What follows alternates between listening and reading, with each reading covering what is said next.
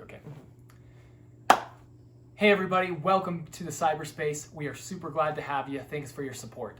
I'm Landon, this is Sean. Hey. And today we're going to be talking about some of the pros and some of the cons to the HP Reverb G2. Right. Now, I know we don't own the headset currently. We're going to be mainly talking about just logistics and owning the headset. Like, does it make sense for you to own it if you value, for example, maybe the price and the resolution and things like that? So we're going to break it down mainly by specs and by what we've researched and heard on the internet. But yeah, we're really excited to bring this content with you, and we hope to provide you with some value. I love talking about VR theory, especially with headsets, because I feel like a lot of people, they get focused in on like the little things, right? Like, I mean, they're big things, right? Resolution, refresh rate, comfort, and price are all super important, but there's a lot of little things that are actually big things that we can talk about. So like the HP Reverb G2, the tracking, for example, in my opinion, isn't that great, right? Like, it can't be. It's inside-out tracking, which is good. I prefer it, actually, but if you want the best tracking out there and like full body tracking and all those things, you're going to need to go with like a valve index. Right. And that's kind of one part of the G2 that's not amazing. But then again, the resolution is the best on the market. Exactly. That's a great point. So that's kind of what we're going to do. We're going to throw a little bit of a con at you, and then we're going to come back with a pro. Like, hey, this, if you value this is kind of an issue, but if you value this outweighs that issue. Right. So the tracking, best in the market is going to be with the valve index at this point. Nothing really compares to it. It has the base stations, things like that. But in terms of or the resolution on the HP Reverb G2 is the best on the market by a long shot. Yeah. Like, the Oculus Quest 2 was really good, like, comparatively to the other ones, was at the top until we started looking at the G2, and then we were like, wow, Yep. over 2,000. Wow, it's just amazing. It's 2160 by 2160 per eye. Yeah. So that's just phenomenal. Phenomenal. So if that's what you really value, huge pro. If you really value the tracking, though, it's not going to be the best. So keep those in mind. What's another thing that you can think of?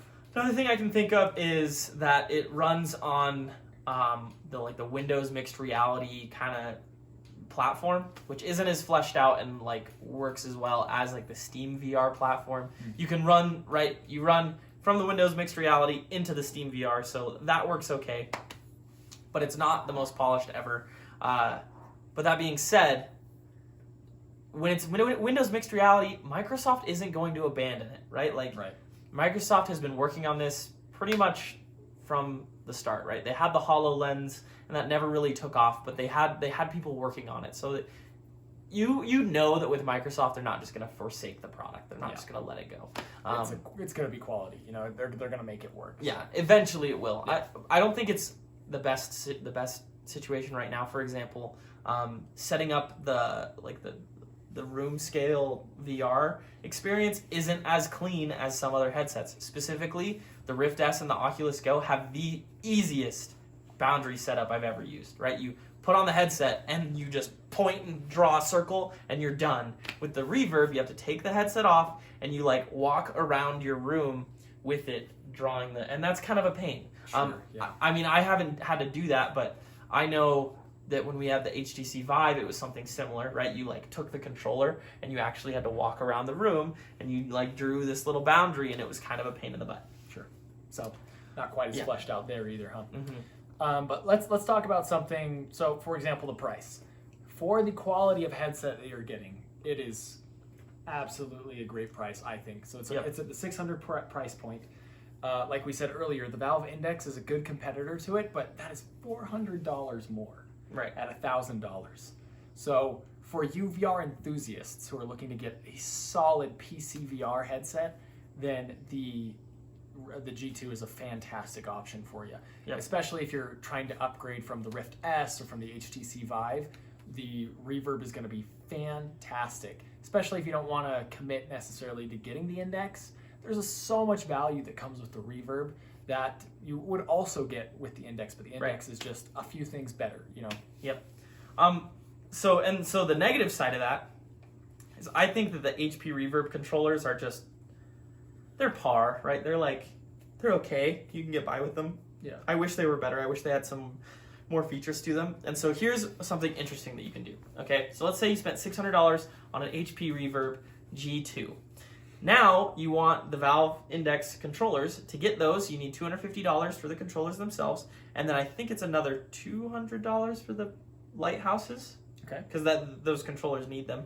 So you're it's $1,100 to have the best controllers on the market, arguably the best headset on the market, Right, with the best in terms resolution, of resolution and things like that, and a better tracking with the controllers. So if you're want to commit hard, that could be a really good option for you. So, and I did see somebody in the comments that mentioned, like, yeah, the best case scenario is you get the reverb and then you get the Valve controllers and you put them together and there you go, you're set. So thanks for throwing that out there. Yeah. That's a great idea. I was like, I realized when, I don't know who it was that commented it, but I that's a genius plan. I think that, like, I wish everything was like that, right? I wish I could take these controllers, this headset, Frankenstein it up. yeah, and people are starting to do that now. They're starting to have a little bit more of their own custom rig, right? They have, like, this is my VR chair, and this is my VR, joystick or whatever, and they have, like, kind of their own dedicated spot, and everyone's system is different, so that's something you can work on. That's pretty cool. But yeah, going back to price, I guess a little bit of a con with price is that for another big competitor of the G2 is the Oculus Quest 2, and that price point is virtually unbeatable right now. Like nobody can really compete with the $300 headset, especially with the quality and the value that you get from it. Sure, there's negative aspects to the Quest 2, and we'll get into that because that's definitely a big winning point for the G2, especially with Facebook and stuff. But in terms of price, you pay $300, you get a solid headset. It's light. That Oculus Quest 2 is great. So there's a negative side effect. Sure, the G2 is much cheaper than the Index, but it's also much more expensive than the Quest 2. Right. So I like that in the sense that it's a nice middle ground if you want to find a balance between price and quality and value. That's awesome. I mean, it's great for where it is, but it just depends on what you're looking for. What are you looking for? What do you value most? So we hope that throughout the rest of this video, we can really help you determine what the value is, and if the cons outweigh the pros, or if the pros outweigh the cons, then you'll know if you should get this headset or not. Right. Yeah, and I'd like to tack on the Oculus Quest 2 is an awesome headset. I'd say it's actually one of my favorite headsets, and I know there's a lot of negativity surrounding that headset. There's a lot of problems people have with it, with Facebook and everything, but it's $300 and you get a headset with great resolution. The field of view isn't amazing. It actually is. I would say it's subpar. It's pretty, like, not great, but it looks great, and as long as you're not, like, doing too much with it, it doesn't bug you, But $300, $300. And so the HP Reverb comes in here. It doesn't need a processor. It doesn't need a battery. It doesn't need any of those things. But it still costs $600, so it's more expensive than a standalone headset. Plus, it's PC VR. So if you already are a VR enthusiast or just like a PC gamer, like the Reverb, I would highly recommend it for you.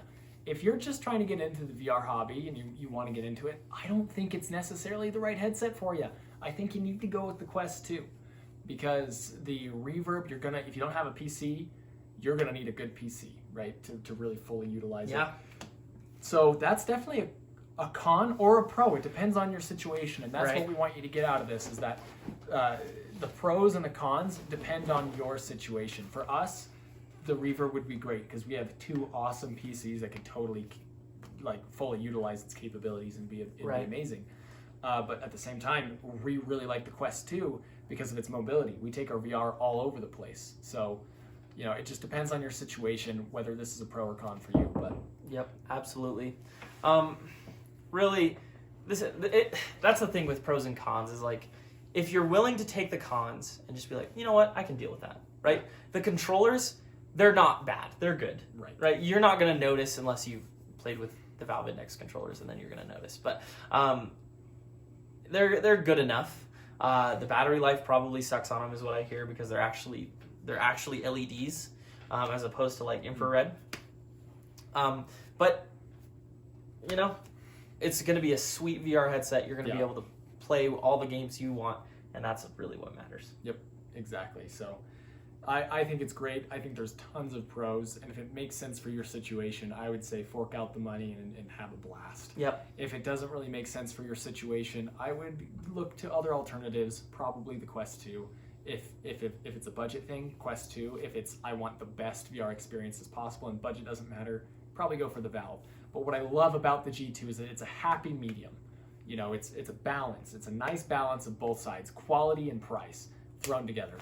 And a lot of people are complaining that Oculus, for example, you have to have a Facebook account. If you can't verify, you're going to get banned and lose your games. Don't have to worry about that with this headset. So if that is at all a concern to you, forget everything we said about the Quest and do your analysis based on the G2 and the Valve Index. Yep. Yeah, I couldn't agree more. That's pretty much all I had for pros and cons. Yeah, I think that sums it up. We hope this video was able to provide you with some value. Like I said, we don't have the headset here at the moment.